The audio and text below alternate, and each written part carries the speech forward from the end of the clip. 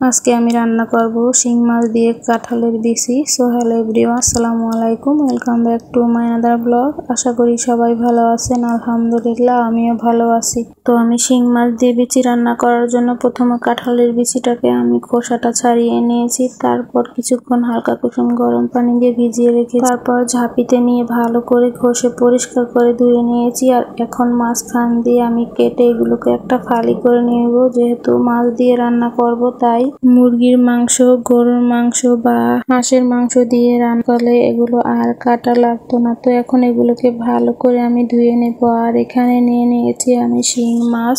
তো এই শিং মাছটাকে আমি ভালো করে পরিষ্কার করে ধুয়ে নিয়েছি। তারপর এখানে দিয়ে দিয়েছি লবণ আর কিছুটা পরিমাণ হলুদের গুঁড়া দিয়ে ভালো করে হাত দিয়ে মাখিয়ে নেব। তো মাছগুলো মাখানো হয়ে গেছে। এখানে আর আমি নিয়ে নিয়েছি কিছু পেঁয়াজ কুচি আর এখানে হলুদের গুঁড়া, মরিচের গুঁড়া, লবণ আর কিছু পরিমাণ নিয়ে নিয়েছি আমি ভাজা জিরার গুঁড়া। তারপর মাছগুলোকে আমি ভালো করে ভেজে নেব। যদি হাত দিয়ে মাছগুলো দিতে একটু অসুবিধে মনে হয় তাহলে এভাবে খুন্তি দিয়ে দেবেন, তাহলে হাতে আর তেল ছিটার কোনো সম্ভাবনা থাকে না। তারপর ভালো করে মাছগুলো আমি উল্টে ভেজে নেব। তবে আমি মাছগুলো একদম হালকা করে ভেজে নেব, একদম কড়া করব না।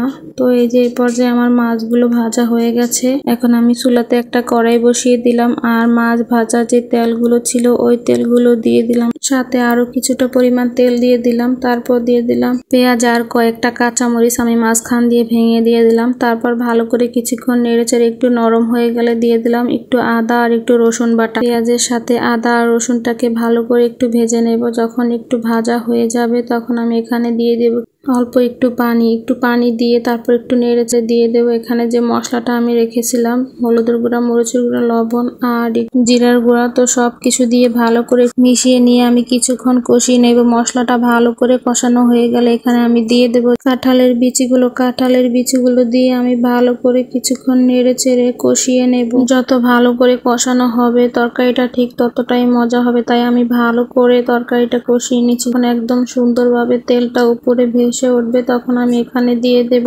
পরিমাণ মতো পানি দিয়ে ভালো করে একটু নেড়েচেড়ে মিশিয়ে দেব আর অল্প কিছুক্ষণ রান্না করে নেব। যখন ঝোলটা একটু কমে আসবে তখন আমি এখানে দিয়ে দেব ভেজে রাখা মাছগুলো আমি একটু আগে দিয়ে দেব, কারণ মাছগুলো আমি একদম অল্প পরিমাণ ভেজে নিয়েছি। মাছগুলো এখনো কাঁচা, তাই একটু আগে দিয়ে দেব যেন মাছগুলো কাঁঠালের বিচির সাথে একসাথে সেদ্ধ হয়ে যায়। তাই আমি মাছগুলো একটু আগে দিয়ে দিলাম। তো আরো কিছুক্ষণ রান্না করে নিলাম। এখন ঝোলটা একদম কমে গেছে কিন্তু কাঁঠালের বিচিগুলো ভালো করে সেদ্ধ হয়নি, তাই আমি একটু ঢাকনা দিয়ে আরো কিছুক্ষণ রান্না করে নিলাম। যখন একদম ঝোলটা কমে গেছে আর কাঁঠালের বিচিগুলো সেদ্ধ হয়ে গেছে তখন আমি একটু দিয়ে দিলাম ভাজা জিরার গুঁড়ো দিয়ে ভালো করে নেড়েচেড়ে আমি সবগুলো মাছের সাথে মিশিয়ে নিলাম। তারপর হালকা কিছুক্ষণ রেখে তারপর আমি চুলাটা অফ করে নামিয়ে নেব। তো আমি কাঁঠালের বিচির তরকারিটা একটু ঝোল রেখে দেব, কারণ কাঁঠালের বিচি ঠান্ডা হয়ে গেলে একদম ঝোল টেনে নেয়। তাই তো দেখতেই পাচ্ছেন কালারটা কত সুন্দর। আর এইভাবে কাঁঠালের বিচি রান্না করলে খুব মজা লাগে। আর আমার কাছে তো কাঁঠালের বিচি খুবই ফেভারিট একটা খাবার। তো আজকের মতো ভিডিওটা এই পর্যন্তই। সবাই ভালো থাকবেন, সুস্থ থাকবেন। আল্লাহ হাফেজ।